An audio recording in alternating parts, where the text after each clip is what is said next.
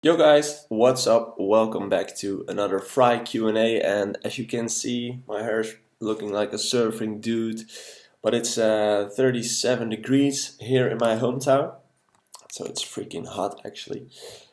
So that's why I'm having the surfer look today. So I didn't just wake up, it's because I was in the sun and I'm fried. So yeah, you know what? Let's get into the questions of this week. First of all, thanks for sending in your questions again. I hope you guys like what I've been doing with the community and with the content that I've been putting out. I just uploaded a video with my talk with Stefan Campo, which just released a lot of great stuff in my opinion. So that's definitely valuable for you to check out if you're interested. And also, of course, the discussion about Salvatore Ganacci, which I think is really interesting. I've posted my opinion about that subject in a video on YouTube and on Facebook, so if you're interested, check it out and let me know your opinion. Okay, let's dive into the questions. The first one's from Ashwin Koti, and he says, "Hey, I see a lot of people saying I did this project in 1 or 2 hours, but for me it's very tough to complete a project even within a month. Is it that I lack creativity? How do I become very spontaneous? Is there a pattern to follow?" Well, that's a funny thing. I do know that a lot of people say that, like, hey, I finished this track in a day or in 2 days. I've had it myself as well. But the fun thing about music is there aren't any rules or there aren't any restrictions or whatever. So, same goes for this. If someone's able to work and to finish a track in 1 or 2 days, it doesn't necessarily has to mean that you work in the same way, or does it that it works for you like that as well. The thing is, you should find your sweet spot, as in you should find what works for you. As example, to me, I didn't like to be in the studio every day, all day long. I wanted to go to the studio when I felt like I felt that I was being creative. And when I noticed that, like I felt like making music and get out all those ideas out of my head, that's when I went into the studio. And I believe that at that moment you're working in the most effective way. But make sure that when you go to the studio feeling creative, you pump out all the creative ideas as soon as possible. So don't focus on mixing, don't focus on arranging, just get those creative ideas out there. Don't worry about the sound of it all. That's something you can look at afterwards. But the first thing is get all those things out there: melodies, vocals, beats, all the things. Okay? I think that's the most effective way. But don't care about how other people work. If someone's able to do it in 1 day and you need a month, yeah, why matter? Like everyone has his own working rhythm and working schedule. If this works for you, just stick to it. Eric Vega.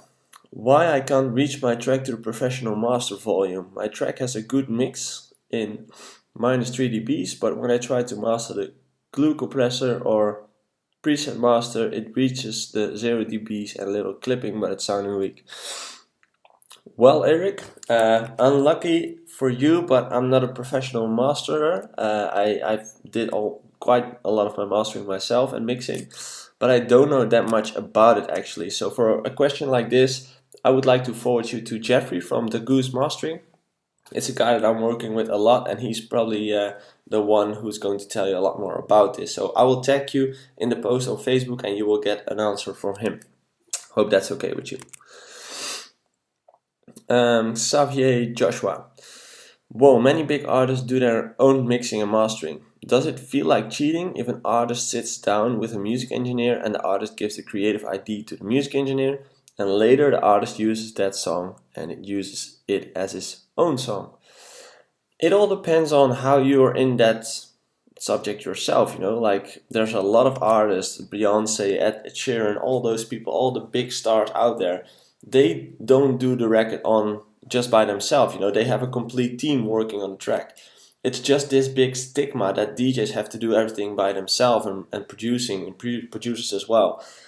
I don't really believe you have to do everything by yourself, because mixing and mastering is a completely different discipline than making music, like the creative part of making music is. So if you don't have the room for a perfect master, and if you don't have the knowledge about a perfect mix, I wouldn't really mind like hiring people for it, because that's what they're good at, and you're really good at music production, the creative part, and they will make it even better by just mixing it. In the end, it's all about the creative part and not really about the mixing. Of course, it's important, but it's not all about that. So I wouldn't mind too much, actually.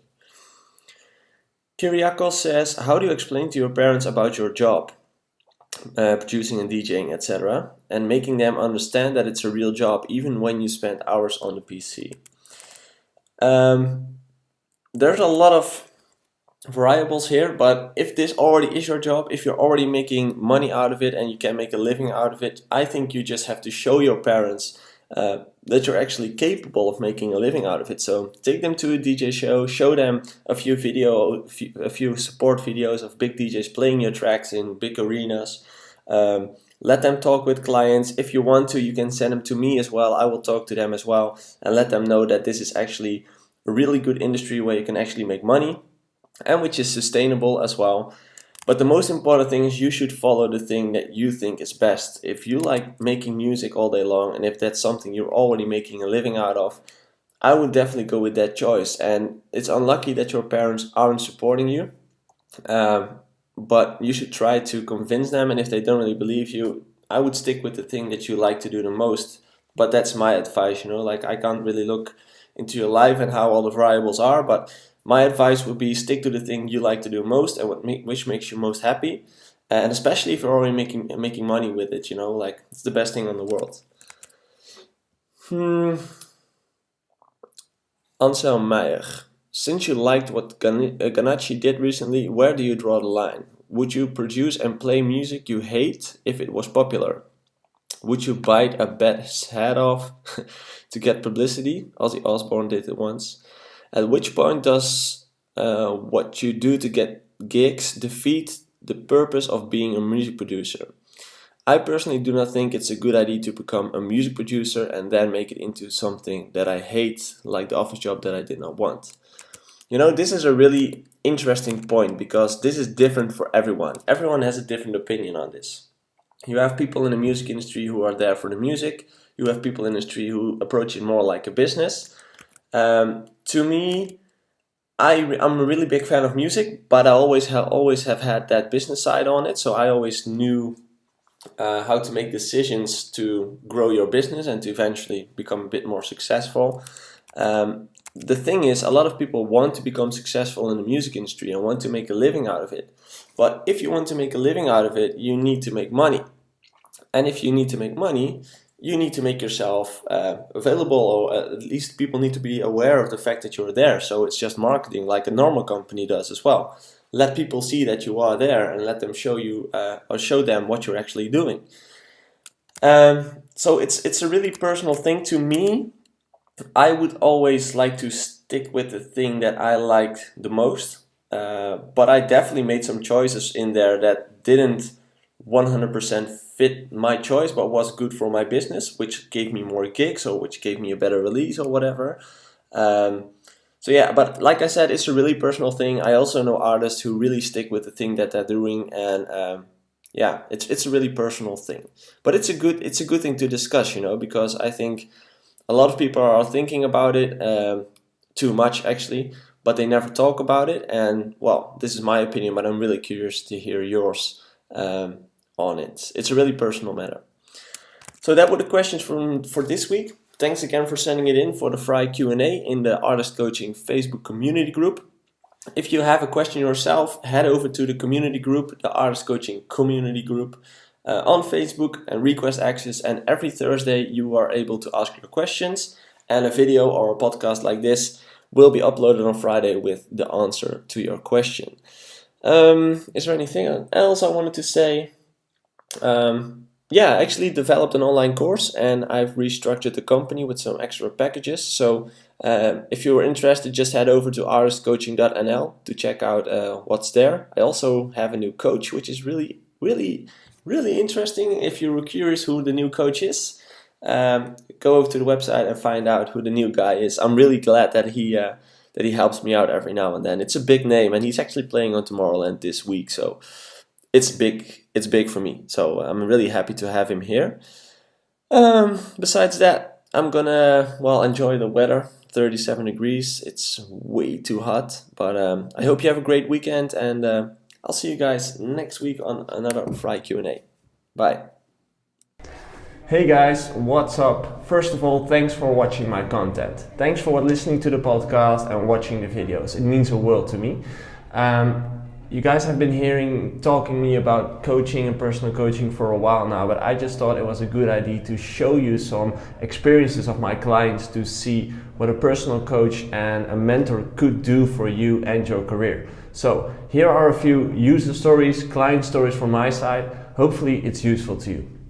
So what problem did I had? I got supported on TSS Club Life, and I really didn't know like what to do or where to start.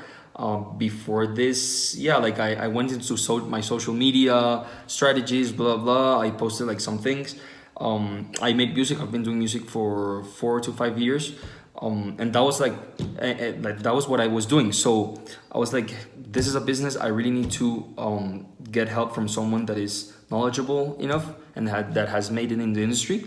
I saw some videos of the coaching sessions from Joey, and I really liked them. And yeah, I just approached him. He was really kind and really humble, and then we just started the coaching sessions. I found out that you really need a solid plan, and you need someone that is competent enough as Joey. So from his coaching sessions, I found out that it's really important to know what to do and to know like how the industry works, and the best person that can give you that advice is going to be Joey. So number 3, what specific part do you like the most? I like the part how the classes work. The classes work very organically. They're personally for me, I have at the moment a one-to-one session. I think Joey is super cool. He's super open to any questions that you have. He's always willing to help you. So that's the part that I like the most. The way the classes work. They're very very cool, and I will recommend it to anyone. First of all, having a long-term, a mid-term, and a short-term plan. That's very important. Knowing really how to network, and third of all, it will be making or building those long-term relationships. As you may know, the music industry is a business, and we communicate with other people. So it's really important to build relationships, and Joey has really teach me how to do that. I would really recommend coaching to other artists. It has been very very helpful for me personally. At the end, now I'm starting to see my music career as a business, and because of this, I'm like, of course, like you're investing some budget for the classes, but I'm seeing in return some results. So this is working for me. It has been a great experience. I've been getting great results so far. So I would absolutely recommend it to anyone. It's one of the best decisions that I've made in my career. Once again, I think the classes have been great. I think you need someone that knows what he's doing, that has the experience that Joey has. So I would really recommend taking the coaching sessions to other artists. I found out that without what he has been telling me, I would be like wandering around for years. So yeah, now I have a solid plan and I know what to do.